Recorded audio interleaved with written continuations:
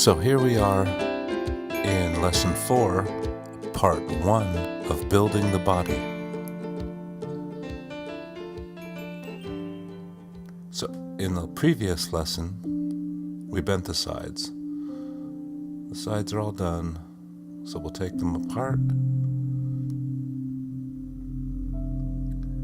peel off all the foil, and find our lovely bent sides. Now they're still warm, they still have a lot of moisture in them, so I like to just put them back in the form and let them dry out for, I don't know, it depends on how wet they are, but for a few hours, 2, 4, 8 hours on the form.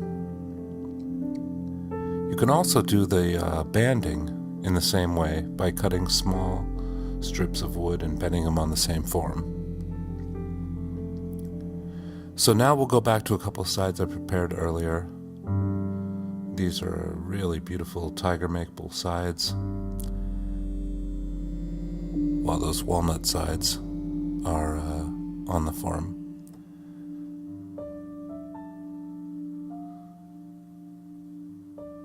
So the tiger maple forms go in, and now we have to make the neck block and the tail block. The stock that I use to make this is different. The neck block is a little bit thicker, a little bit wider. The tail block is a little bit thinner. All these can be found in the plans. And I will cut these on the chop saw.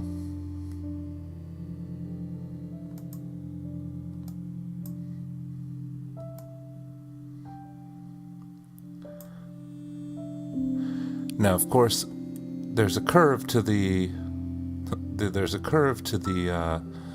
ukulele top and bottom, so you have to shape the head block, the tail block to match that curve. So I use my templates to put that curve in there, and then I use a variety of tools. I use a plane, some chisels, and a little bit of sanding to get them to match that curve of the top of the ukulele and the bottom of the ukulele.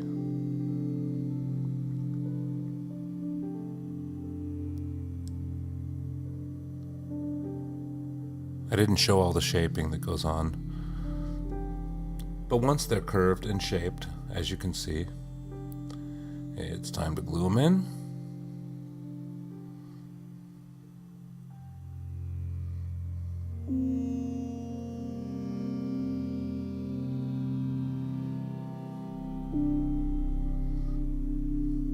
Of course, lots of glue. Always lots of glue. Let it spill out, you can wipe it out. But you want it to be covered.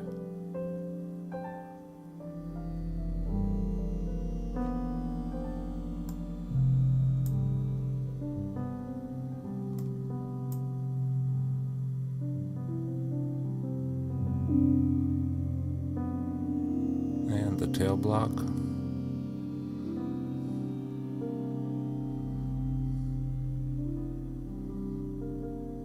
This is basically the foundation of our instrument.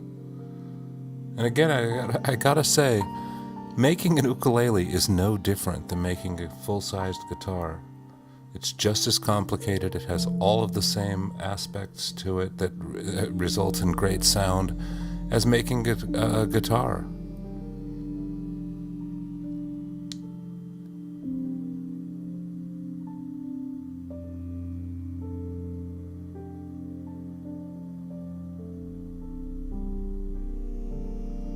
Once everything's in position, I glue it together, clamp it, and let that set up for the next step, which is going to be putting in the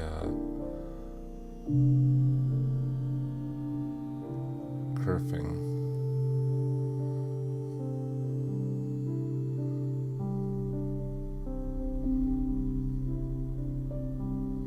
Basically, you just want to make sure that everything's centered up.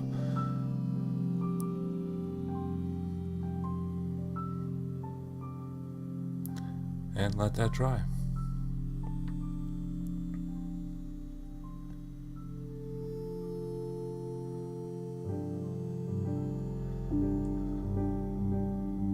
Here's an example of an instrument that's about halfway made, and the kerfing's all in place. That's what basically the next step is going to be, is putting in all of this kerfing that connects the sides to the top and the back.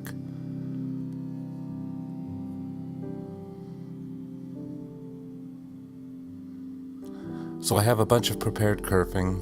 I make my own kerfing, and if anybody wants to see how to do that, I will do a video. You can put it in the comments below and let me know, and I will show you how to make kerfing for yourself. So basically I just marked the angle between the tail block and the kerfing, cut it with a little saw, make sure it fits, and then we'll start gluing in all the kerfing.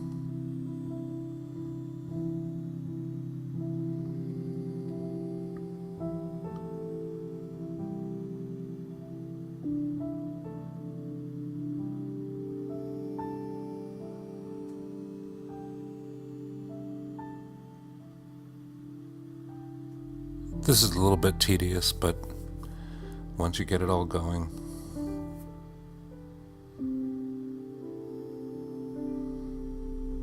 you want to make sure that the kerfing is right up to the edge. That'll help you on the sanding later when you have to actually shape the profile of the ukulele for the top and the back. So you just want to make sure it's really up, if not slightly proud of the edge of the side of the ukulele. Slightly proud of the side of the ukulele is best, because then it'll sand down flush with the contour that you want for your back and sides. For the top and back.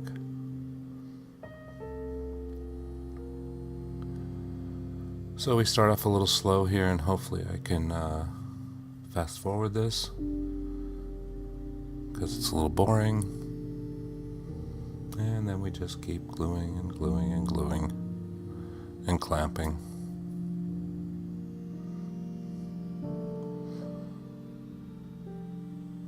A lot of people use modified clothespins, where they just put some rubber bands on the clothespins to use as clamps, so it has a little bit more strength.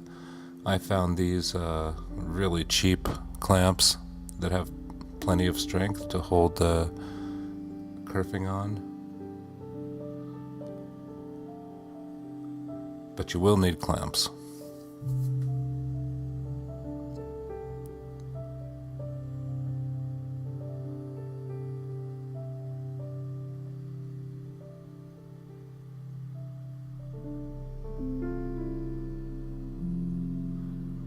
Again, if you want to know how to make the kerfing, just put a comment in there and let me know, and I will do a video on how to make the kerfing.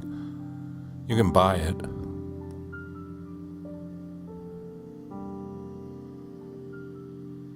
But quite frankly, you might as well make your own. Especially if you're going to make a lot of instruments, you might as well make pretty much everything that you're going to do. Sides, tops, kerfing. If you're going to make one instrument, just go ahead and buy it.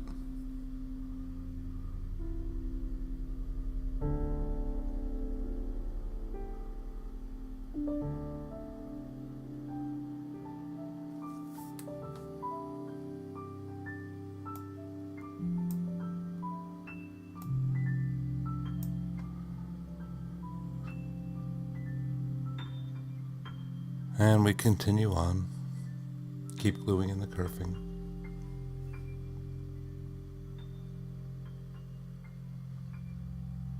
Alright, so I skipped doing the second side. You can see on the left there, as I'm removing all of the clamps, there's a piece of kerfing that hasn't been cut up into strips yet.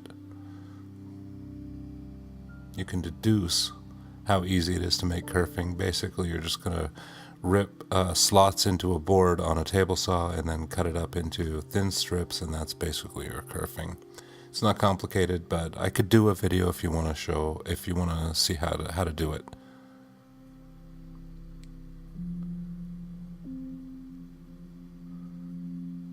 Ta-da! Body's coming along.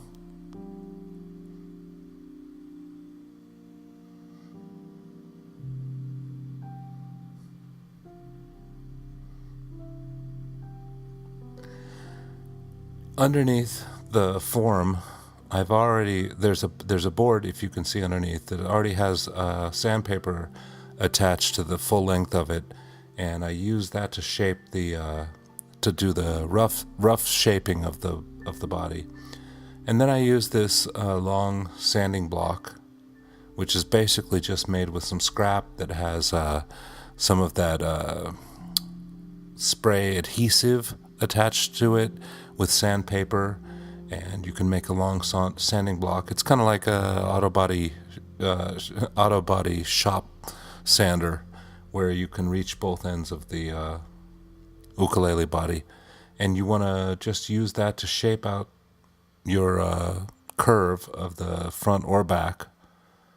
More curve in the back, obviously, but a slight curve in the front as well. The real sticky wicket when you're doing the body is getting the neck block and the tail block to be really nice and flush. And you can see as you go down with a straight edge, I already had a little bit of a edge that was protruding as I'm putting the curve in the back. So I plane it down a little bit. I use some chisels. You want a little bit of tension in the body. When you're building an ukulele or guitar, anything, what you're looking for is a little bit of tension and curve in the body of the instrument, which will